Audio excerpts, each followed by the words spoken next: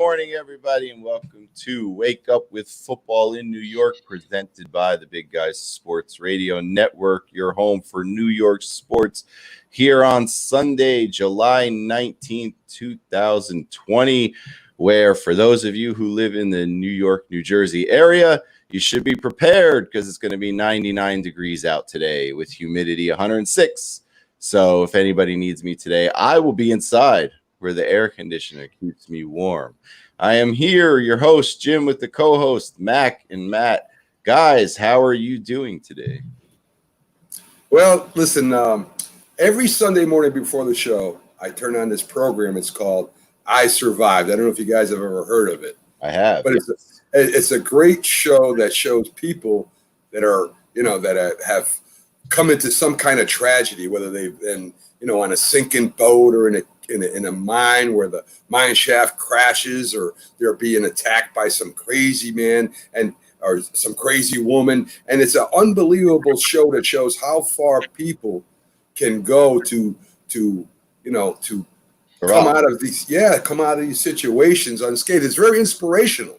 Mm-hmm. So I watch it every Sunday morning, and it's an incredible show that kind of inspires me that, things aren't as bad as we think they are. We're not facing death. So that's what I did this morning. For yourself. I'm a mistake away from a cardiac arrest, but, So who survived yesterday then? Today there was a guy that had his throat cut open, this older woman who was beaten by a savage worker at the church. So those were the two big stories I watched today. I mean, this older woman had her fingers broke. She was cut from her neck. She was slammed around, and almost her neck was almost broken. They put her in a trunk, and by the grace of God, I guess someone found her before she died. So holy hell! All right, on a chippier note, Matt, for you. Well, I'm not going to go quite as dark as Mac does on a Sunday morning. I woke up and had me some coffee and played with my dog a little bit. And told my girl to have a great couple hours without me because I'm sure she's getting tired of me being around her before she has this baby right now. So we're just going to talk about some football, and I'm going to leave her alone for a little while. Is she up this early? She could sleep in, right? She gets up, man. Listen, she gets up and she makes my coffee, and she helps me take care of the dog, and she makes sure I have something to eat. She takes good care of me, so I'm good to go. No, I'd make you make your own coffee. Yeah, she loves it. She finally figured it out, man. We're good to go. Sounds like to me like Mac needs to go to church. So listen, Maddie Ice here has a keeper there. You can hold on to that woman. Yeah. In the morning, and made him coffee and all types of others. Absolutely. Okay, so as much as I'm sure people want to hear about, our television programs, we'll get right into Sports Day. And how can you not start the week yet? And we're coming in a day after baseball finally started, which we'll get more into during the week about the cardboard cutouts, which are the dumbest thing I've ever seen. And the noise was just, I can't even tell you in the 2 innings that I watched how bad the little button they hit that puts noise out when you get a single is. But we'll get into that. It sounds like a disgruntled Met there, fan, Matty. What do you think? Sounds like it. It sounds like it. Practice results mean nothing to me. Practice. But I wanted to watch a couple innings to figure out how I'm going to feel watching it with no fans and what it's going to sound like and this and that. And it is weird. It's very, very weird. The cardboard cutouts are terrible. And the sound noise they play where it's like, it's like, oh, man. I don't know. Sound good. I can imagine, Maddie, every time the Yankees got hit, that came out. The Mets were home, so they didn't play any crowd noise when the Yankees did something. And so it was quiet. It was very quiet then. And also, I didn't get close to the runs because I only watched the first 2 innings, so it was just 1-0. I didn't see anything else that happened, but it was like a Met got a hit to lead off. The game. I'm like, the hell? And the players on the field were like giggling, like even couldn't buy it, So, but we'll get into that this week. You can't start a football show, I don't think, if you don't touch base on what's going on with the Redskins right now. And I don't even know it's I don't understand how this just got so out of control so fast. I mean, this went from a simple naming issue to blown into a huge sexual harassment. The coaches going to parties and, being able to mess around with the cheerleaders and other people. The cheerleaders basically, as basically are escorts, if you want to say, are forced to be. I don't know how the cheerleaders stayed quiet this whole time. You see reports of Jay Gruden's messing with one of them, and then one of them is messing with one of the football players, and then he benches the football player. And you're like, wait, what? Now we're throwing games away because you're both sleeping with the same cheerleader, and supposedly the guy they benched was the guy that was one of the linemen or something, and that was the day that Alex Smith got his leg broken because the lineman was there. This is just, and he could, from the position that this lineman was supposed to play. This is Mac. I don't even know where to begin. And then on top of it, they're talking about the owner. He's gonna be staying. So can you explain this to me? I mean, how does this stay quiet for so long? Well, from kind of a personal input and kind of from about the Redskins by themselves. I have a Twitter page where I just bother all the NFC East teams. I bother the Cowgirls. I bother the Eagles. And I'll say the name, the Redskins. I bother them too. And about 2 days ago, I tweeted these hashtag groups that are the Redskins, the name change, the renaming of the Redskins homepage themselves. And I told them that this name change was going to be the least of their worries. And I got a bunch of comments back. I let them have their way. But from the people that I know now, Jim, some people behind the scenes at certain places because of what I do for the show, I heard there was going to be a huge bombshell that was going to be broke about the organization. I heard it 3 days ago, and I told them the least of your worries is whether you call them the Redskins or the Red Tails or whatever you want to call them. And they kind of got upset with me. And I'm going to tell you something about Daniel Snyder. Daniel Snyder is the worst owner in the league. He's all over that team. He meddles in the team constantly, and he can't run his organization. He calls down behind a coach's back, tells a player he's going to sit down without even telling the coach. He fires a Super Bowl champion coach, Joe Gibbs, even though he had a winning season. He has his new coach now out there like a spokesman. He can't even get in front of his own problems. He knew this was going on down at that organization. He's a poor man's Jerry Jones. I mean, at least Jerry Jones drafts people and signs people. This guy can't even get that together. I mean, this guy has his new coach, who is a great coach with the Carolina Panthers. Now he's coming on and has to talk about the organization's problem because this man is a coward. This man cannot even get out in front of his own team, in front of his own mess that he helped or let happen, and make a statement and say how bad this is and how terrible this thing is. And I'll tell you, I feel sorry for the Redskin fans. I go all the way back to Sonny Jurgensen, Billy Kilmer, all the way through from John Riggins and Joe Theismann, and this is the worst I've ever seen a team run by any owner. And it's a shame. It's just a shame. Mm-hmm. Matt, I mean, what do you think about all this? I mean, this is just some crazy stuff. Like, it seems like the Redskins were a fraternity over there. What I don't understand, and I can't seem to wrap my head around, is how did all of this with these girls stay quiet for this long? It's called a non-disclosure agreement, Jim. That's what it's called. That's why 14 out of 15 of the women that are in this report requested anonymity because of fear of litigation and retribution. If it's fear of litigation, it's only from an NDA, or the Washington Redskins, Daniel Snyder, and that director of player personnel, Larry Michael, I think, is the radio guy. Alex Santos, the director of pro personnel. Those two guys, they can sue for what is defamation or whatever it might be if nothing comes to wash for this. We understand how hard it is for people in the workplace that experience sexual harassment and things like that to prove it essentially. It's a lot of he said, she said, and a lot of the time corporations, employers are going to take the side of the person being accused and say, hey, we have no hard proof.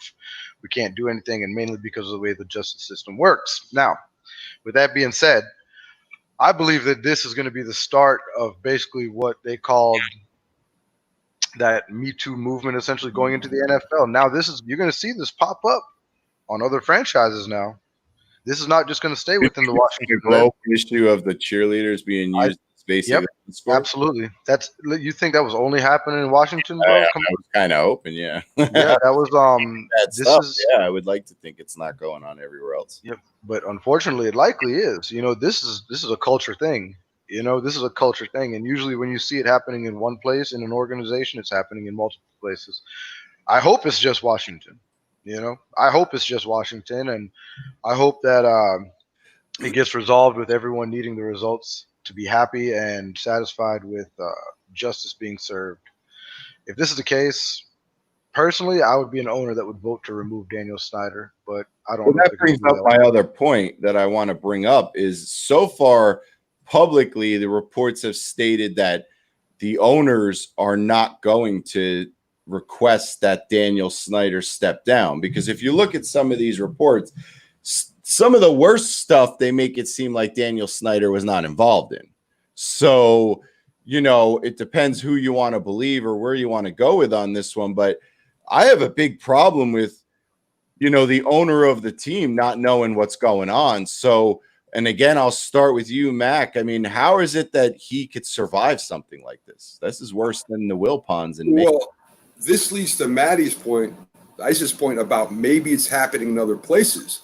If these owners go ahead and vote this guy out, and the owners talk, management talks both ways on all teams. If this is going somewhere else and they vote to have him removed, maybe they're worried about this blowing up in their face too. So I'm thinking that what Ice is saying is very correct here, that it is happening in other places. These girls want to be famous. They want to be, they want to be models. They want to be actresses. There's hardly any cheerleader that goes out there just because they want to cheerlead on a professional level. I mean, I know in a youth level they do that. They get right. So they're doing this for more than just to cheerlead. And if something like this comes out, then it's going to be, they're going to have I don't want to say a black mark, but they're involved in a controversy. So besides the disclaimer, the disclosure, they're also thinking about their futures too. Now, there's no doubt that Snyder knew this was going on. At what level? I don't know. But I know they all talk, and all of at work, man, them rumors fly all the time. Everybody's business when you're at work, and there is no way he didn't know. So stop calling down on the field and telling players not to go in the game behind the coach's back and start taking care of your business. Well, that brings another question, though, down to Matty Ice here, is that what responsibility in this? We talk about the owners and, Jay Gruden's he's out. So, I mean, he doesn't, he's not involved right now as from the inside. And you talk about all the people in the front office that are involved in this.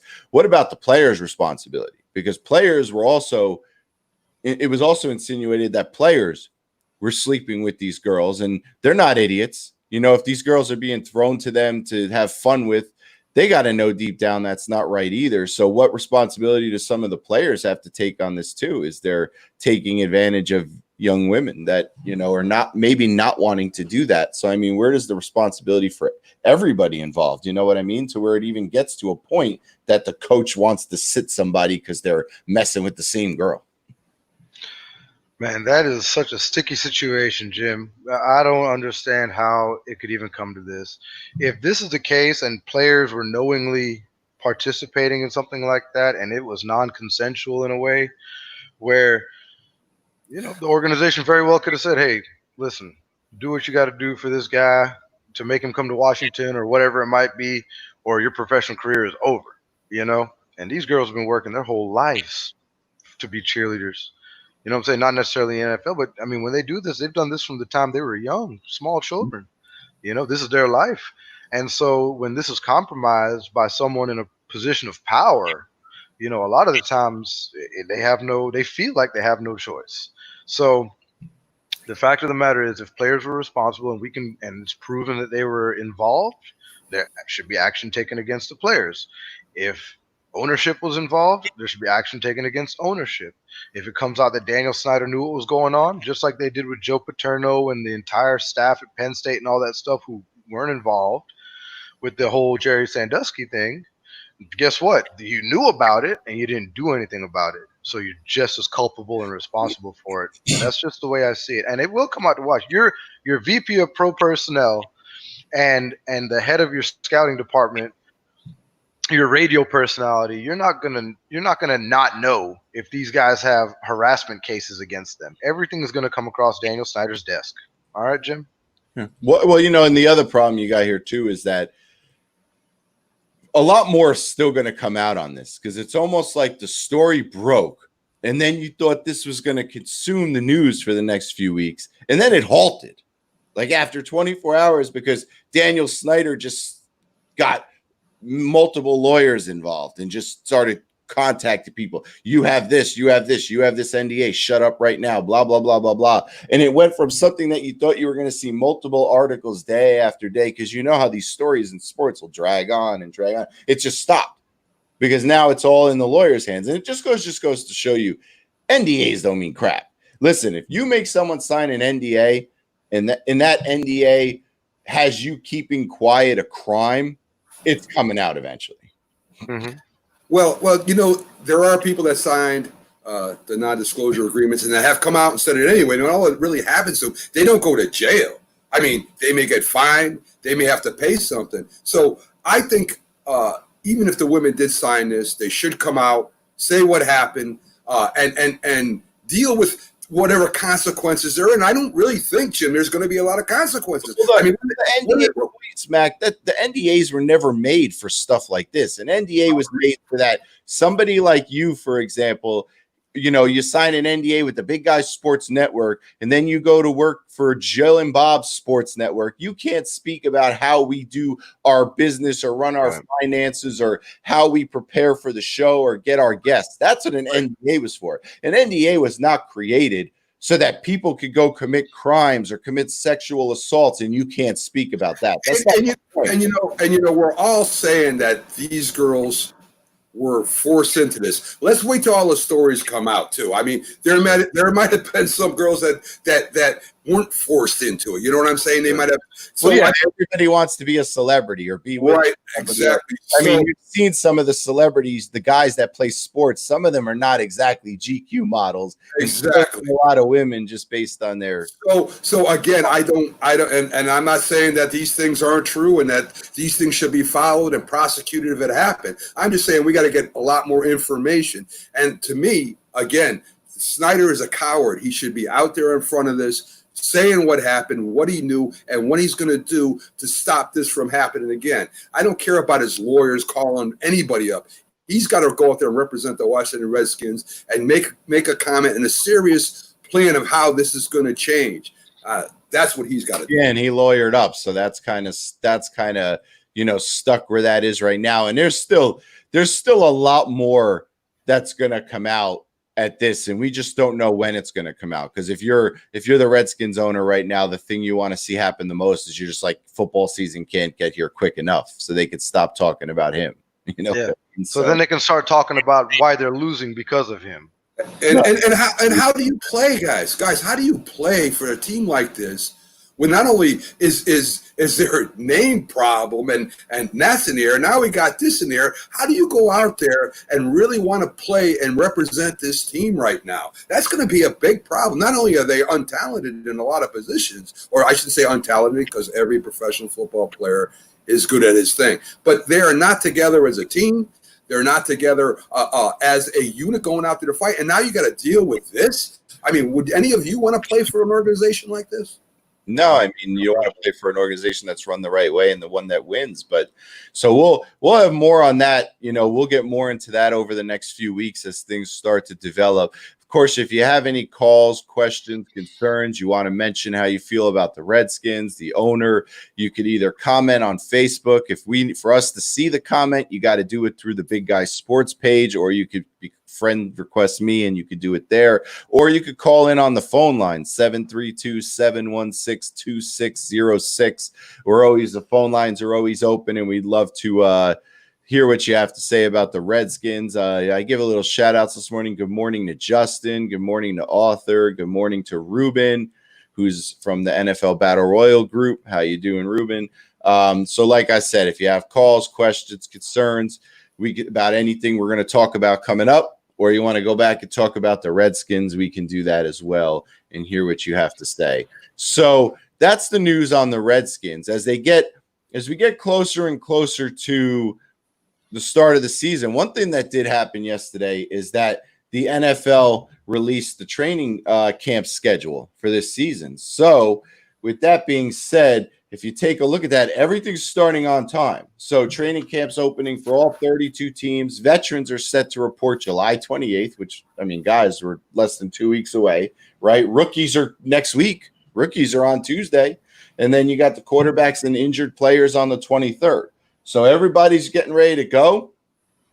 Everybody's showing up. Kansas City Chiefs and the Houston Texans are the first two teams to have rookies that will show up. They will be the first two teams. All other 28 other teams can come on the Tuesday. I don't know why Kansas City and Houston gets a day early. Not that it matters much, but they get a day early. Maybe that's a prize or something. I have no idea. No more than 20 players would be allowed in at one time in the team facility. Now, that's the kind of thing that I laughed that off when I read that. Like, I mean, well, can we please just for 5 minutes get a touch of reality here?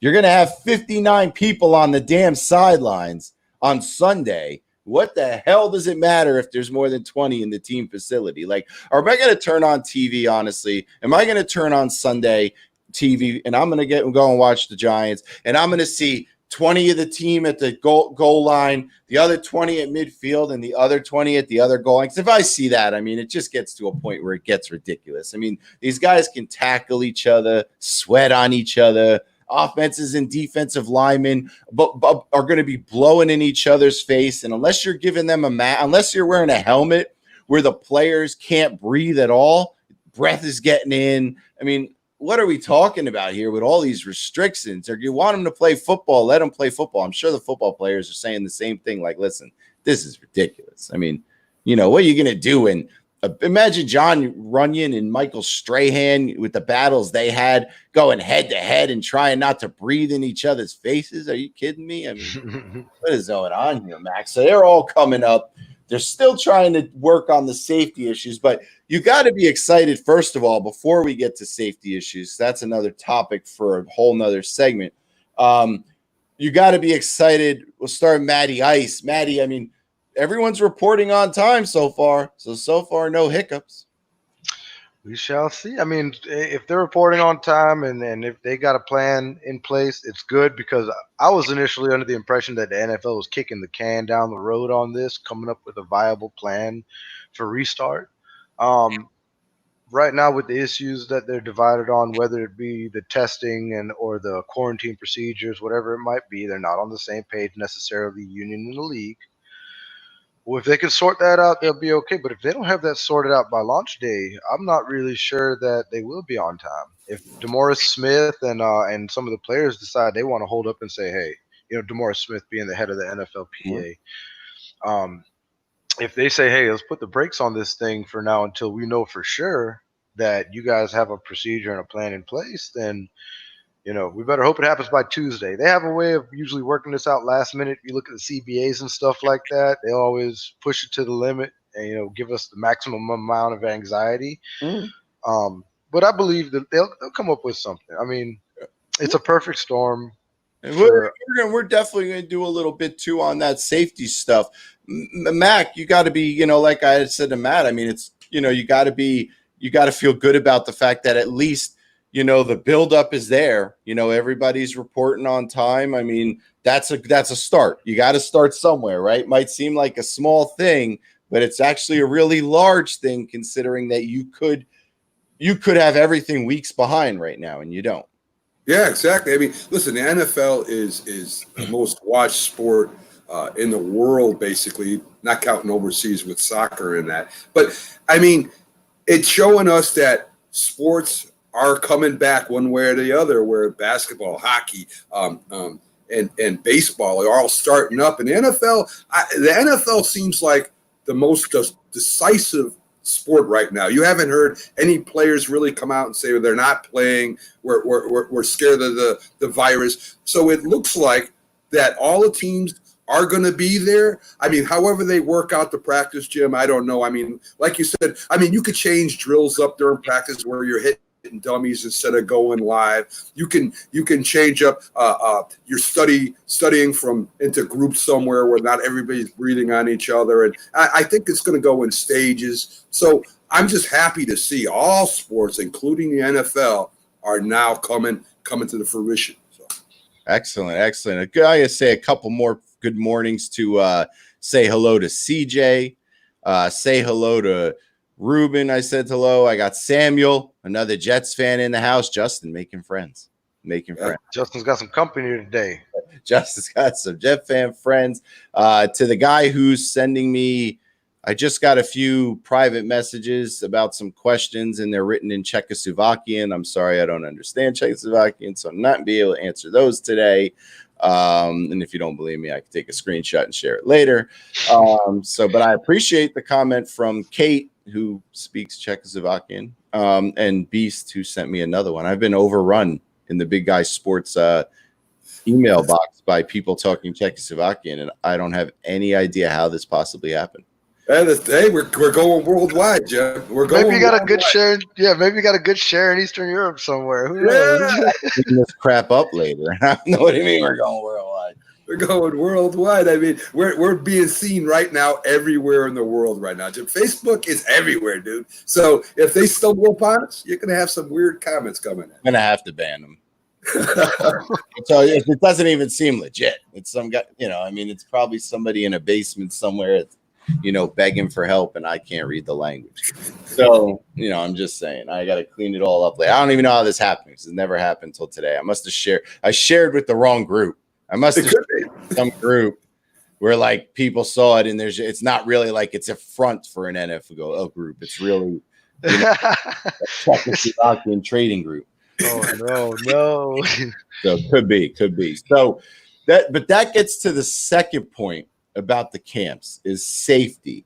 And there's something I want to read down this stuff for the safety, because they're still going back and forth talking about the safety issue. And I think in one of them, and I'll get to that in a minute, the NFL makes a really good point. For more than a century, our workers and dealers and engineers and technicians. We don't get paid for it. So anyway, author said he shared and has a Dutch wife, but this is Czechoslovakian. This wasn't Dutch, trust me. So they're still talking about what they're going to do with the safety issues. And there's one key safety issue, which I think makes a lot of sense. And good morning to Tyrone. So besides talking about the masks, which I've seen some prototypes, and it looks like, okay, aside from you not letting the player breathe at all, it looks pretty decent. They're going back and forth about the preseason games. Now, they originally cut out 2, and then the NFLPA wanted no preseason. Now the NFL wants 1 preseason game, and I think it's the right thing to do, because you look at it, the NFL wants to play 1 preseason game 2 weeks before the start of the season, because what they want to do is they want to have this preseason game, then test everybody and find out how it turned out before they put people in harm's way. So if I'm the NFLPA, I get it. You want to go play the regular season game and get paid. But here's the thing. You get paid for preseason anyway. Why not do that? I mean, it's a lot better than playing the first week of the regular season, testing everyone, and then finding out you have to cancel the season because half the players came away from that game with coronavirus, or a third. Why not just play that practice game 2 weeks before, so that way you have enough time to get all the testing done, get the results going, and find out really where we are. Mac, I mean, isn't that the smart way to do it? Forget about, I know you're how much you love preseason for the battles, but I'm not talking about the battles here. Forget the battles. From a safety standpoint, isn't it better to test run a preseason game first? Yeah, I mean, listen, when I coached, we would practice everything from the subbing in and out to standing where you stand on the field for the national anthem and how you're supposed to stand. And I mean, you go through every detail about the team. And what I'm saying, how that kind of coincides with this is that I think if it depends on how, like you said, where they're going to line up. Are the players all going to be together? How are they going to have the medical people on standby? How about their training staff? And as you stated, well, let's see what happens as these two teams play. So, I mean, there is a lot of different things that preseason actual game situations are practiced, not just to see who's going to make the team. So, yeah, I think it's a great idea.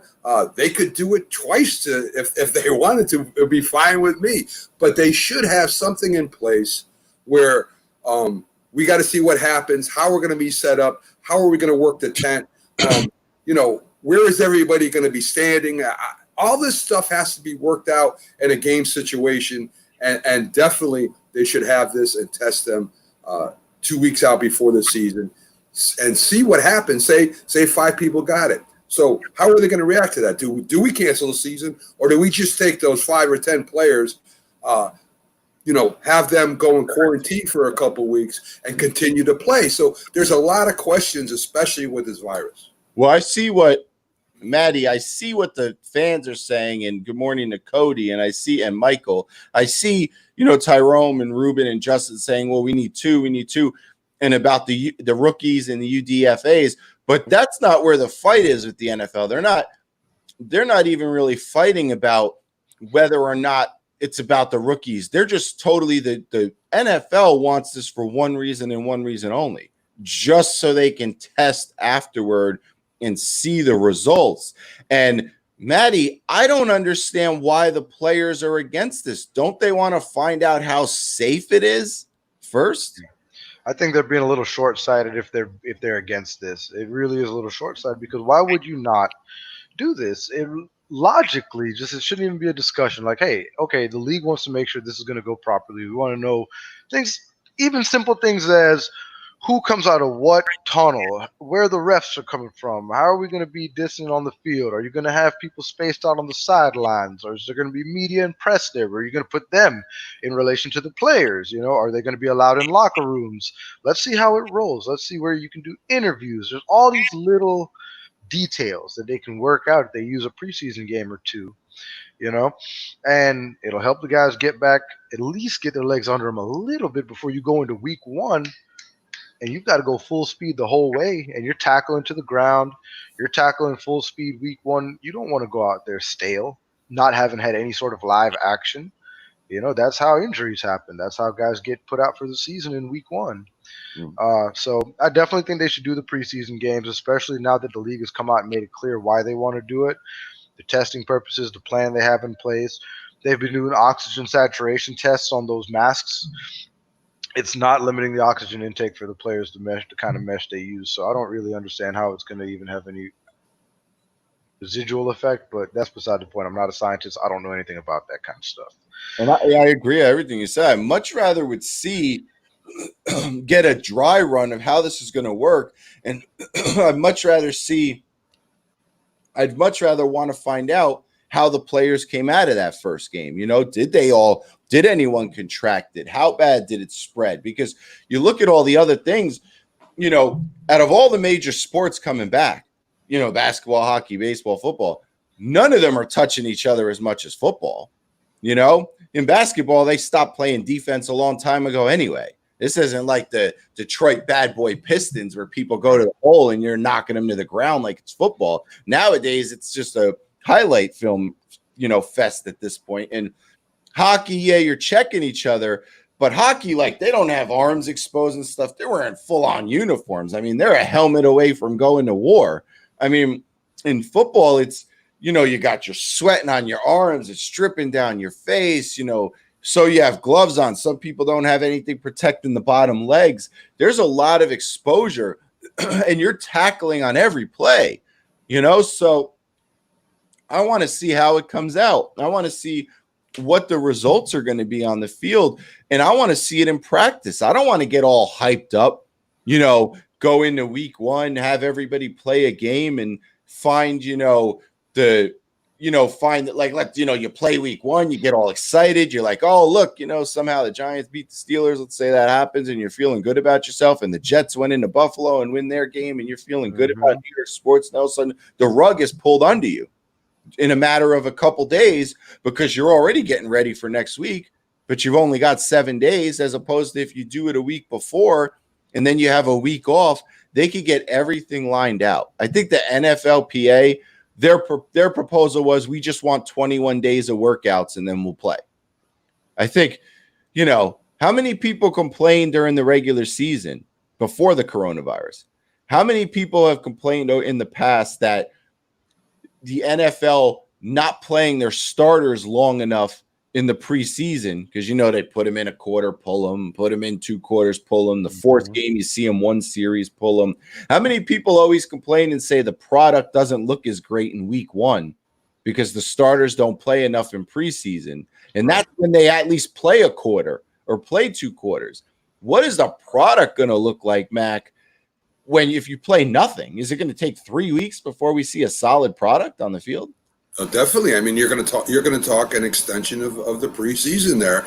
And if you're not an organized team, and if you don't have a lot of starters coming back and a stable coaching staff, you could go 0-3 right off the rip. I mean, it's going to be a big advantage to the experienced teams that have been playing a long time together. And you're not going to have, this young team or this new coaching staff like the Giants that are going to be able to jump out really quick. So, again, Jim, I agree with everything you said there. And like I said, too, I mean, suppose 10 players get the virus, and it's an airborne virus. I don't know if sweat and blood is going to transfer it or not, but they are going to be breathing on each other and laying on each other and facing off against each other. But what will happen when 10 players get the virus? How are they going to handle that? Are they going to, I mean, if you're going to have a season, you've got to have something in place for that, where these 10 players on either team have got to go into quarantine, and then we got to see if we can continue playing football. So, I mean, there's a lot of things that are up in the air right now, but it looks like football is going forward.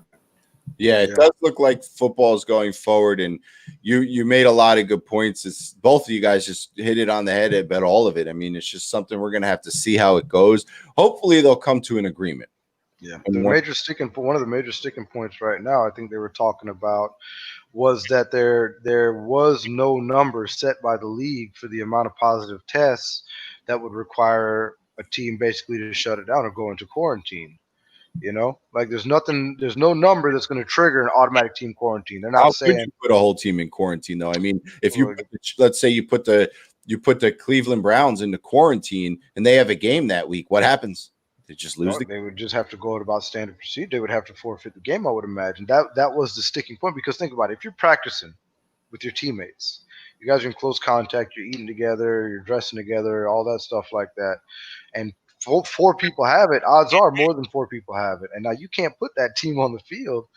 If you've got 60 guys and 20 of your players have it, you don't have a team to field.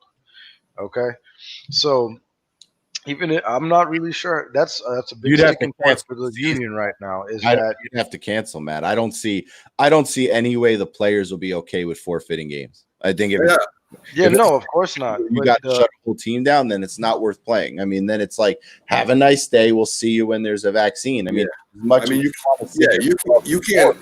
Got to have a limit. I mean, you can't ask a team to forfeit a game because everybody has corona. I mean, that's just not fair. They would have to replay it or do so. I don't know how they would handle that. Yeah, reschedule it. I don't know. Yeah, they would have to. I mean, they would have to if you're going to push on with this game. So, I mean, that would have to be another thing that they would have to work out.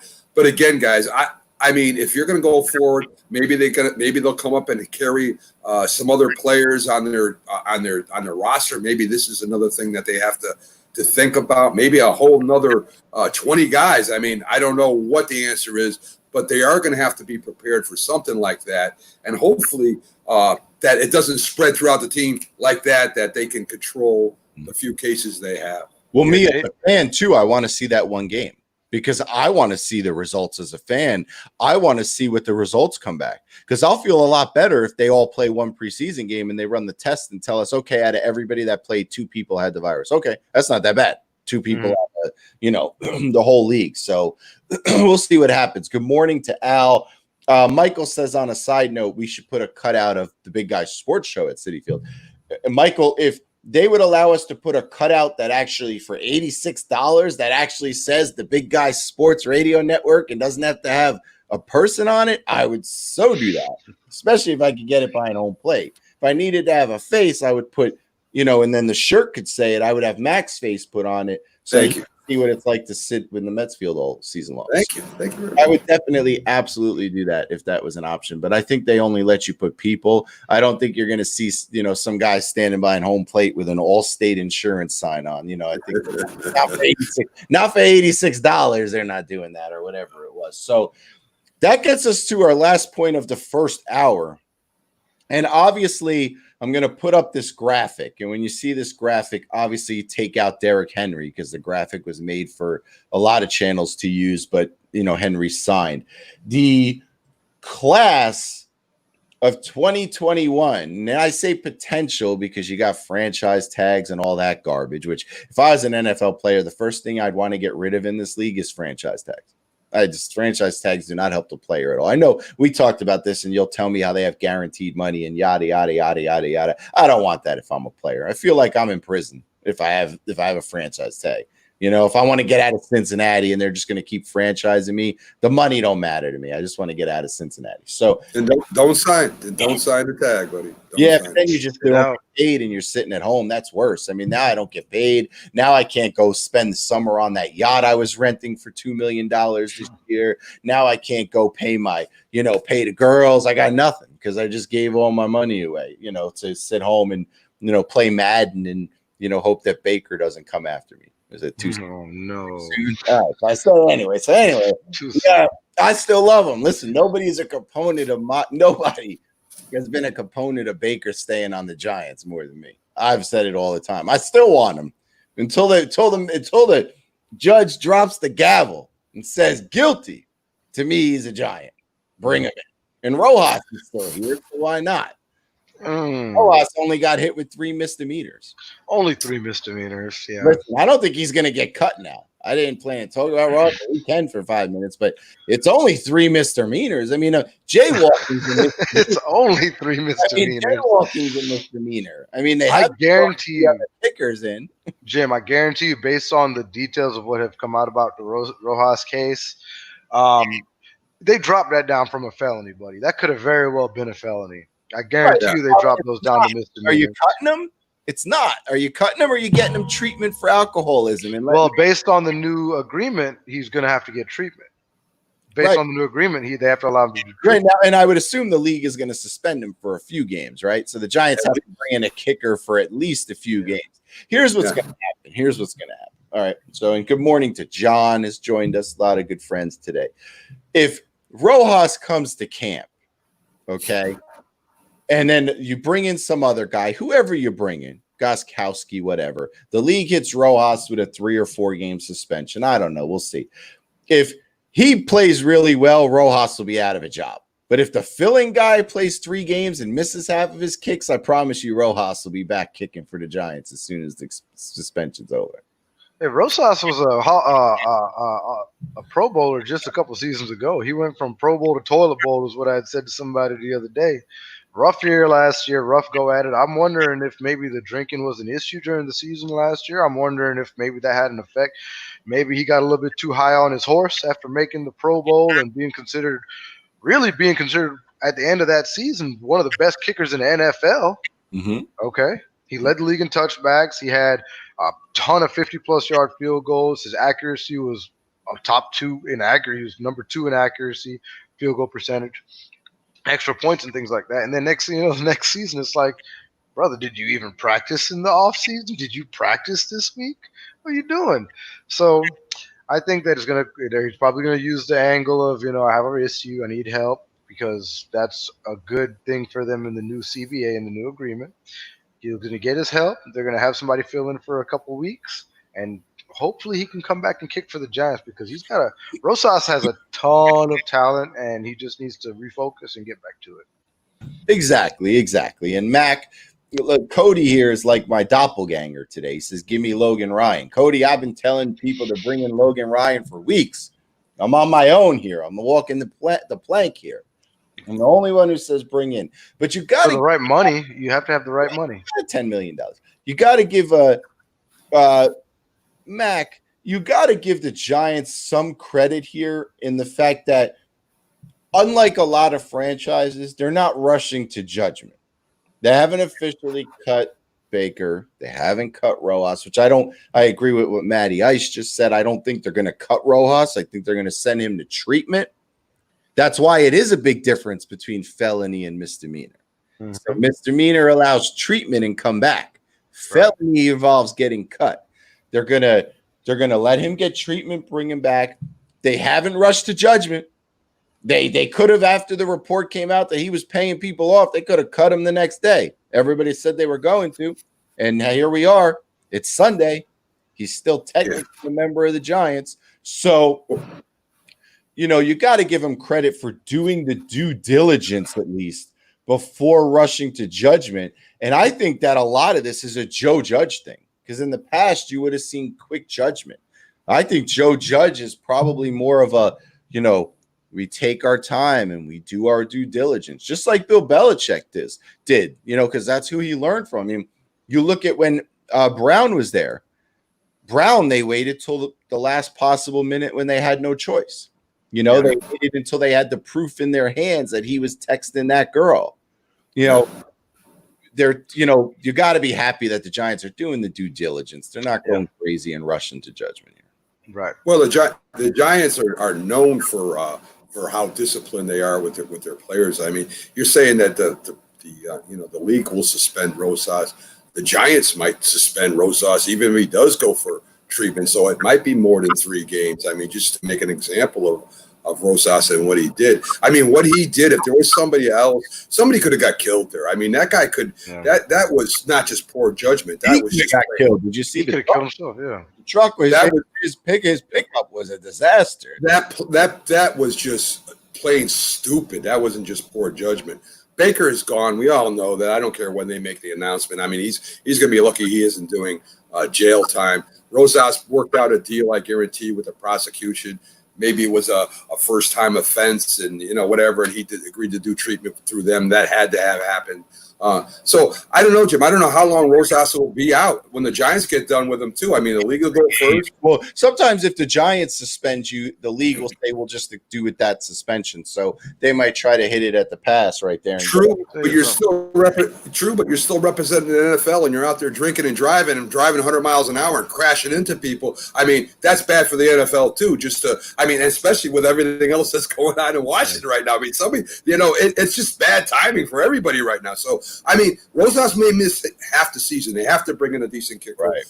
They don't really know how long he's going to be out. So, I mean, they have to bring in some kicker right now. Listen, the first trial. Tyrone says, not Tyrone. Doug is here to let us know we stink.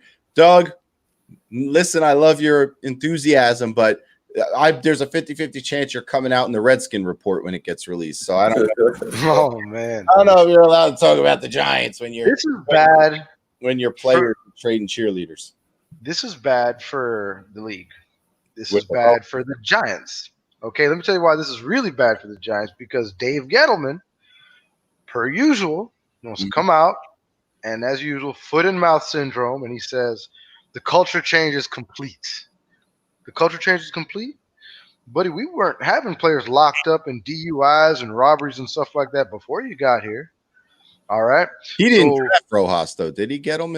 No, he didn't draft Rosas. No, that's beside the point, though. Don't sit here and say the culture change is complete when you don't know what the culture is in your locker room yet.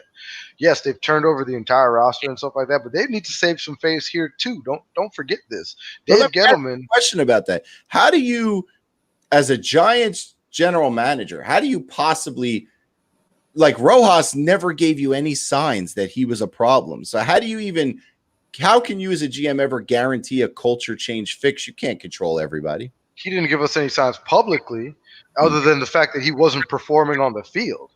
Okay, we don't know. You know the Giants are a quiet, sealed-up organization sans Odell Beckham Jr. saga, right? We're not going to hear. They're not going to come out and say, "Oh, our kicker's got a drinking problem, boys.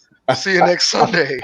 Okay, they're going to try to take care of it in-house, and they got to save some face, And I think Dave Gettleman's done a fine job drafting. I think his drafts since he's been here have been absolutely excellent. I thought he's brought in some great players, gotten some great value for the places he's picked some guys. I have no complaints. His free agency has been a little more than questionable. All right. So he knows that if things start to fall apart here, it's over for him. If Giants don't go above 500 or better this year, Dave Gettleman might not be the GM of the New York Giants next year, kids. See, that's the only place I disagree with that is I don't think they have to go. I think if the Giants, they just went 4-12. I think if the Giants went 7-9 this year, and you saw Danny Dimes grow to the next level, you saw Saquon have a good season, you saw Thomas does pretty well, Pert comes in later, does well, McKinney looks like a good draft pick. If they go 7-9, improve on 3 wins, and the young players play well, I think Gettleman's still here next year. I don't think he has to have a winning record. Go 7-9 and have some close games. If you lose them, lose right, them close. Yeah, I mean, if he goes 5-11, he's history. Mac, it's funny because every group that I'm associated with as far as the Giants go, and they bash Gettleman constantly. And you know something, the biggest problem I have with that is when Gettleman came here, and this is his 3rd year. It's not like he's been here 10 years. He's the reason the Giants are so bad over the past 8 years or however bad they've been. He comes in, the salary cap is screwed. He has no money at all to work with. He's trying to plug in and play when he first gets here and trying to bring in veterans to see if the Giants can keep winning with Eli Manning. So he gives that a shot. The owners hire Schumer, a totally incompetent head coach. And he's been doing nothing but drafting Saquon Barkley, Daniel Jones, Hill, Lawrence. Him and his scouting group has found all this talented young players. And to hold Gettleman responsible for them being bad the last 8 years is ridiculous. Well, how it is in sports, right? This guy built the Carolina Panthers into a Super Bowl team. He was there when the Giants on the staff as one of the scouts when the Giants had 2 Super Bowl teams. This guy knows what he's doing. His personality should stay off. You should stay off there. He should just have somebody do his spokesman for him because he tries to be cute. He tries to be like, I know, just. He's misunderstood. I'm available, Dave. I'm available. He makes a lot of bad jokes. He makes a lot of jokes he shouldn't make, and people take it the wrong way. And he's trying to be facetious or like trying to be like a little smart butt, and it comes across wrong. And it comes across as arrogant and braggadocious. Yeah. And people don't like that personality out of an older gentleman that's a GM of a pro football team, Jim. Right? But you know how it is, though. Like when you're losing, they don't pay attention to anything you do right. Like when you're winning, even the bad stuff you do, nobody cares about. If the Giants were back-to-back playoff teams almost in the Super Bowl, nobody be talking about Gettleman or Rojas at all. But when you're losing, that's just how it is. You don't get credit for the good stuff because you nailed it on the head. You only have Saquon Barkley because Dave Gettleman didn't go with the peer pressure to take Sam Darnold. Or Josh Rosen. Everybody wanted him to take Darnold because they said, you never draft a running back at number 2. And he said, well, yes, I do. And you have Barkley. If Dave Gettleman listened to all the closet GMs we have as fans, which we all are, we all do it. So I'm not making fun of the fans. We're fans. He wouldn't have taken Daniel Dimes. He would have took Haskins. Louis Riddick wanted Dwayne Haskins. Right. Louis Riddick said, I would have never drafted Daniel Jones. You have to take Dwayne Haskins right there. So you would have took Haskins, so he got that right. Yep. You wouldn't have had Lawrence. You wouldn't have Slayton. Another GM didn't draft Slayton. Gettleman drafted Slayton. So it's easy to point out all the mistakes when your team stinks. But the only thing Gettleman has really done wrong since he got here is two things, which in one of them I don't even think is wrong. He drafted Baker, which was not wrong. He drafted Baker based off a guy who played at Georgia and didn't allow touchdowns. How is that a mistake? You want to blame Baker, but you want to blame Gettleman because a year later Baker decided to go pull a gun on someone over a game of Madden? Like, he could predict that. For all he knows, Daniel Jones could go out and sniff coke tomorrow. He doesn't know. He's not babysitting them. He's not following them around. The only thing Gettleman has done since he got here is hired Shermer. He hired a coach that did not have a winning pedigree to take over a team because he only did that for one reason and one reason only. He did that because when he came into the league, when he came over here, he wanted to run it old school where the GM had all the control and Shermer was a yes man. So that's why he did it. But then when Shermer got fired and the owners told him, said, listen, you better hire someone who's going to have some say because your job's on the line now. Because the Giants owners came out publicly and said Gettleman's running out of chances. So now you have Judge. Let me just get in on a few of the comments real quick. Elijah mentions he wanted Riddick for GM. I'll be honest with you, I'm not going to lie up front. When they were fighting for the GM spot and it was between Riddick and Gettleman, I wanted Riddick too because I thought he was younger and more. But in hindsight, then right now Haskins would be our quarterback. And I'm not so sure that I like that because I don't like him. Let's see what else. Yeah, McAdoo was terrible. Tyrone wanted Bradley Chubb. I mean, there's all different people out there. Elijah says I wanted Allen. I think Danny Dimes will be better than Allen because I think Allen doesn't have the accuracy of Danny Dimes. I mean, I'm not knocking Allen because I think Josh Allen's a good quarterback, but I think that in the long run, Danny Dimes will put up better stats than Josh Allen would. Josh Allen might have more wins because he plays on the better roster, but that's a totally different thing. But Gettleman, let's not bash the poor guy. I mean, because it's just easy to do that when you're 4-2. And trust me, if the Giants go 5-11 this year, Gettleman's not going to be your GM anymore. Believe me that. So, and one other thing, Jim, when they hire a head coach, the GM is not the one signing on the line. This head coach is interviewed several times by the owners. It's not the GM saying, hey, listen, Tish. Hey, listen, Mara. This is the guy I want. This is the guy I suggest. He may suggest it. He may have a pool of different coaches that he suggests. The owner, after the interviews with the owners, is when that head coach gets hired. So to place that on Gettleman, too, is just not right. I mean, the owners of the Giants have not been the best owners over the history of the Giants. I mean, I could go on 2 hours about the Giant owners. But we still won 4 Super Bowls, so it's not that. I mean, you want to know something? The Giant owners didn't do that. That was Bill Parcells. I can because let me tell you why.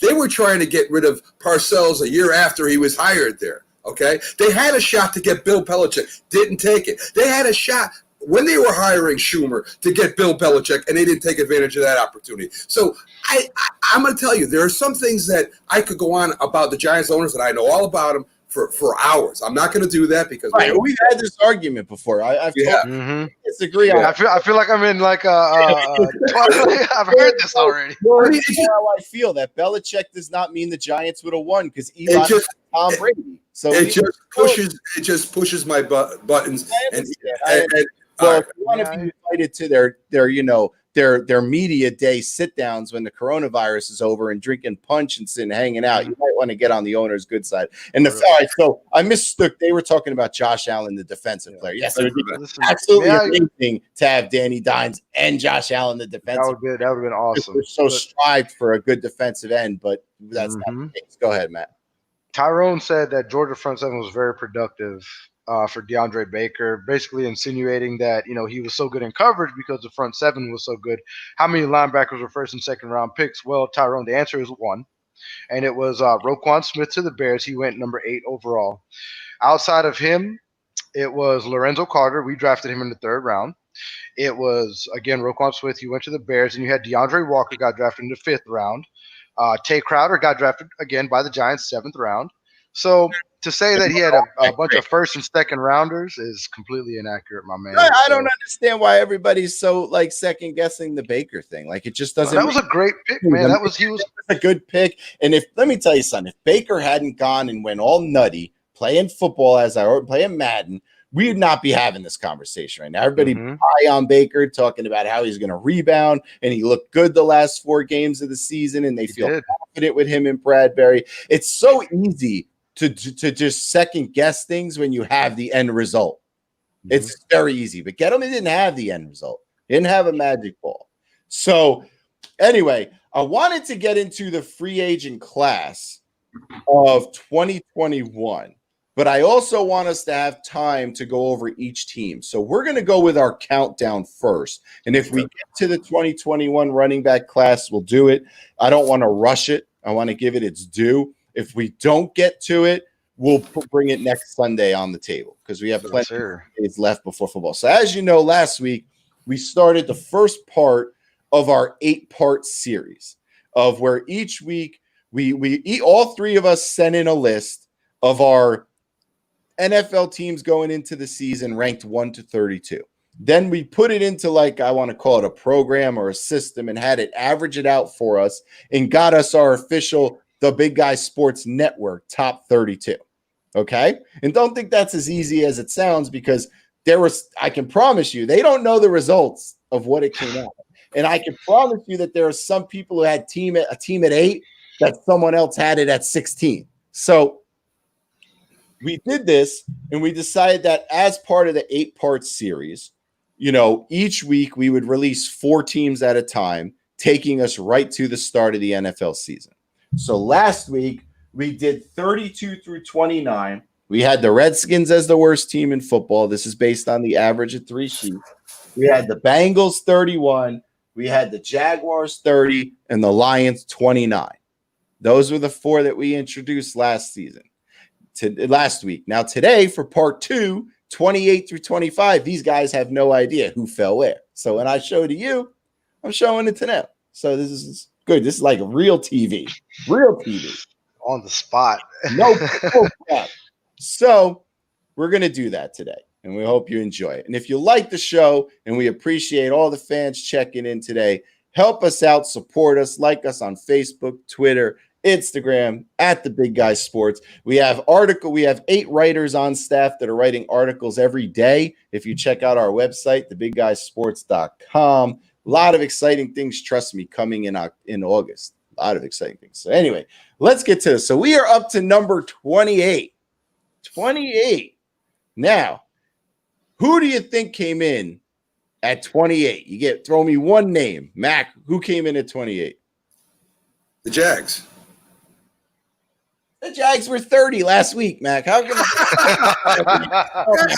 I figured I'd throw it out there. Well, so we're saying that Oakland wasn't in our bottom 4 average out last week, right? Is that what we're saying? Not 29 through 32, no. Okay, so then I would go with the Raiders. All right, who you got, Matt? Who is? I would have to say that's going to upset somebody. I'm going to say the Raiders as well. I'm going to agree with Mac. All right, coming in at number 28 is, let's head to the graphics. Bam! Chicago Bears are in at 28. Let me remove that banner so you can see. There you go. The Chicago Bears are coming in. Got a nice little picture of the Mitchell Trubisky looking like he wants to kill Nick Foles. Nick Foles is happy. I picked that picture on purpose so we can see. So the Chicago Bears come in at 28. And let me get you a little bit of insight on this since throwing it on you. There you go. So last year, and I actually, as I was doing this, I was a little bit surprised. I didn't actually think the Bears were that good that last year. They went 8-8, which is not bad. They actually played well in the division, going 4-2. And if you look, their defensive rank was 7. So the Bears, for some reason, I don't know why, it was in my head that the Bears were like 5-11 and they were like 8-8. So look at some good veteran additions. They added Nick Foles. who's going to fight for the starting job, as you saw in my picture. Trubisky wants him dead. You got Nick Foles. You got Ted Ginn came over. Ted Ginn still got something left in the tank. Jimmy Graham, hey, you represent. We love you, Jimmy. I don't know how much Jimmy Graham has left in the tank, though. He's been a little slow. Robert Quinn, Tashawn Gibson. They drafted Cole Kmet. They needed a tight end. So Kmet was a good pick. Jalen Johnson. They lost Chase Daniels. Who cares? They lost Taylor Gabriel. Who cares? Trey Burton. I don't care. Kyle Long. Leonard Floyd never lived up to his pick. He's out of Georgia, I believe, isn't he? Leonard Floyd never lived up to his draft status. He had like one good year. So the Chicago Bears, starting at the top, Mac, when you look at the numbers, the Bears look like they could find a way to slide into the playoff conversation this year, yet we have them at 28. Yeah, I'm surprised. I didn't pick them that low, but it's close to the bottom. The Bears' defense was always good. I mean, you can go back to Monsters of the Midways to the 80s, and then last year, the year before, they had an awesome defense. Their defense is still real solid. The biggest problem they've had over the last year was Trubisky. I mean, he no non-existent running game too. I want to stress that, because when you don't have a running game, it's hard to set up your passing game. So Trubisky had a little problem with his accuracy, had a little problem turning the ball over. They couldn't sustain drives, so they were losing games by field goals, or at the end of the game where they just couldn't score. And the defense, the Bear defense right now is not good enough just to win the game. And so that's the problem they had. That's why they went out and got Foles, and that's why Foles will be starting this year. I don't know if it's going to change their standing any, but they should have an okay team.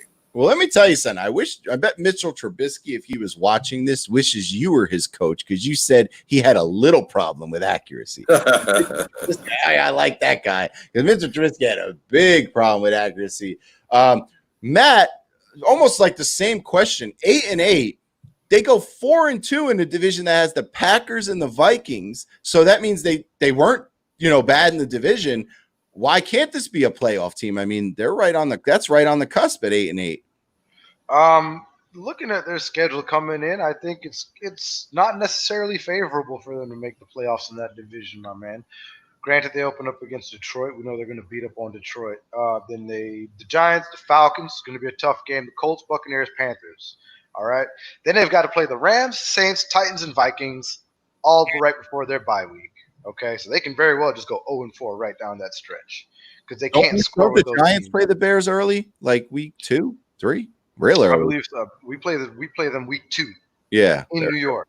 Mm-hmm. Oh no, I'm sorry, in Chicago. We play them in Chicago. We have to go to Soldier Field, play them in Chicago. All right, and then after the bye week, they got to come out, and then they play Green Bay, Detroit, Houston, Minnesota, Jacksonville, Green Bay again. So their schedule is going to be really tough, especially going to Green Bay down there week 17.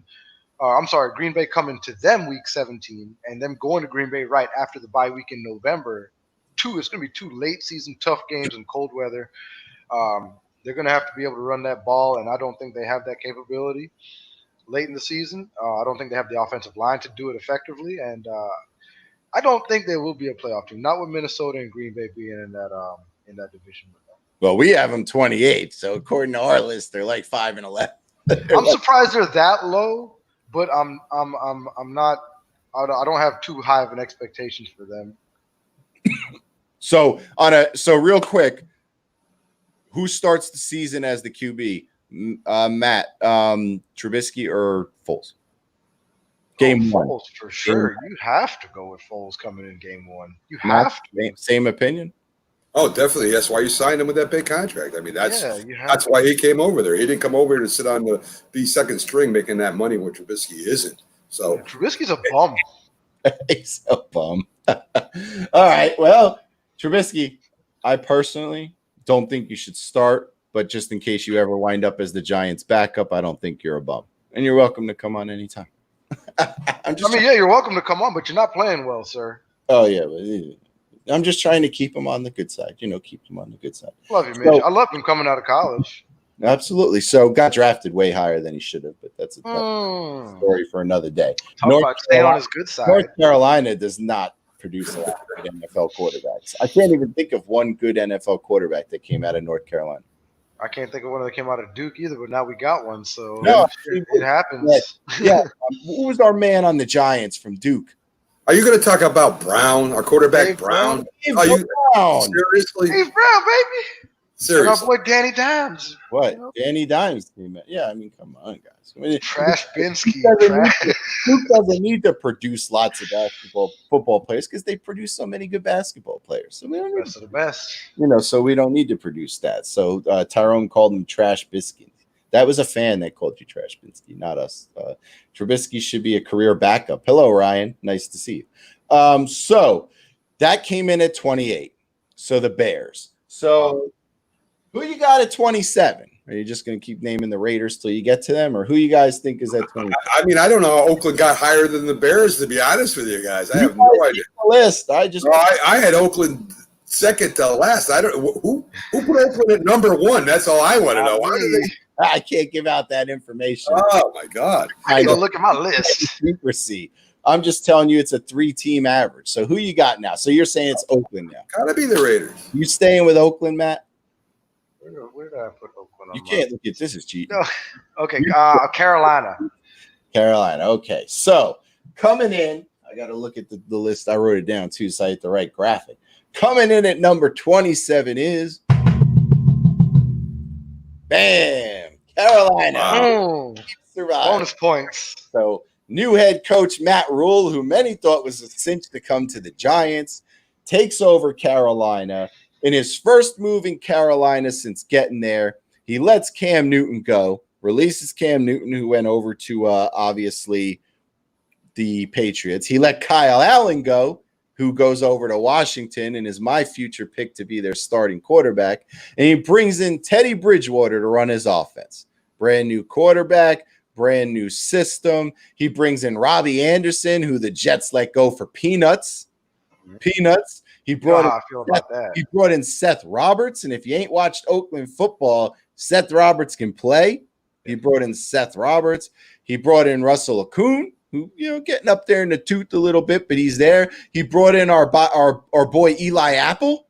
Eli Apple goes over to Carolina after he couldn't stay out of trouble here and was always in the media. They picked Derrick Brown, who is a great defensive tackle pick in the first round out of Auburn, I believe. Hopefully. They brought in Matos, a good defensive end who I believe is out of Penn State. Yep. Boy, I'm on it today, getting my colleges right. I paid attention during the draft for a change. All right. They lost Greg Olsen. It doesn't matter. He's already halfway to TV. Gerald McCoy is getting up there. Eric Reed is up there. James Bradbury came to the Giants. We'll start at the top this time. Mac, 5-11 last year. They went 2-10 in the NFC, which is not that good. Offensive 22nd, defensive 25. New coach, new system. Signed Teddy Bridgewater to a multi-year deal. He's the man there. They didn't go out and draft a quarterback as his backup to put pressure on him, so it's going to be Teddy's show for a while. I think you feel like me, I guess, if they fell at 27, where it's going to take them a little time to get the system down and, maybe more than a year. Mac, what do you think? Yeah, maybe they never do. I mean, we know the history of college coaches coming up and playing at the pros. I mean, Nick Saban, probably the greatest college coach of all time. The guy, I'm trying to remember his name, it slips my mind right now, that came over from the quick offense he ran over with Oregon. I can't remember his name right now. He gave it a shot and didn't last. Even Lou Holtz. I mean, there's great college coaches that do come up, and they just can't run a professional football program. Even Pete Carroll had a problem when he first came up with the Patriots. So, I mean, to say that this will work, I don't know. I know he got paid a lot of money for a rookie coach, and the Giants. That's why the Giants kind of said, you can go coach at Carolina. It's a rookie coach. It's a successful college coach. We'll see if he can put it together. I mean, I think he's at least a couple years away if it works out to begin with.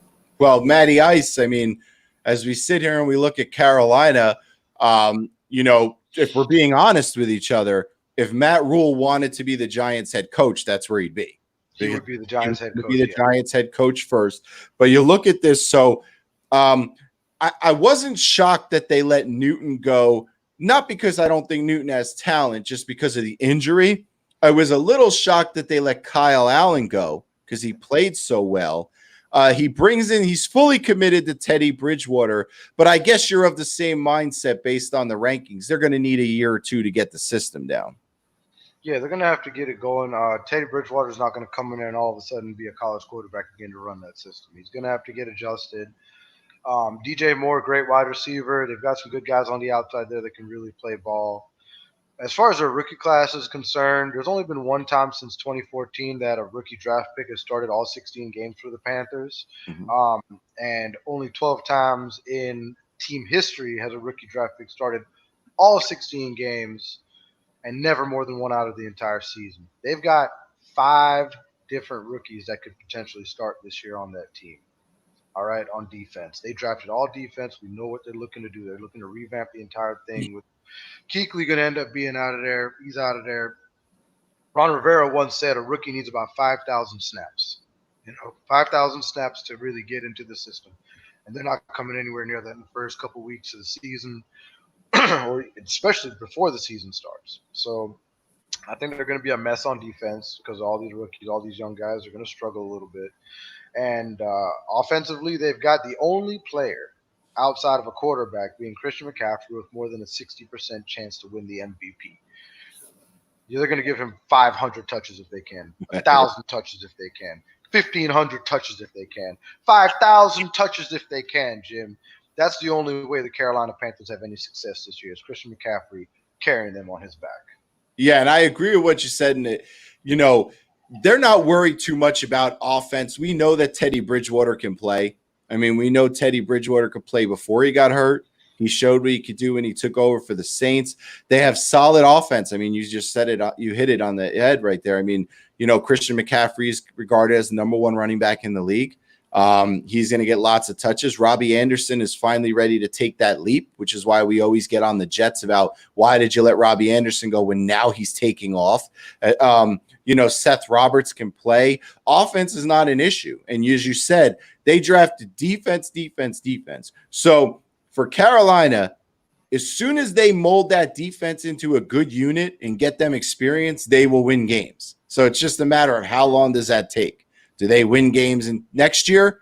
How long does it take to mold the defense? As soon as they mold the defense, they are going to win games and win a lot of them. So it's just, Matt Rule's going to get years to prove it. Matt Rule, they didn't sign him that big money deal and give him a lot of control down there to come in here, and if he stinks after 2 years, he's gone.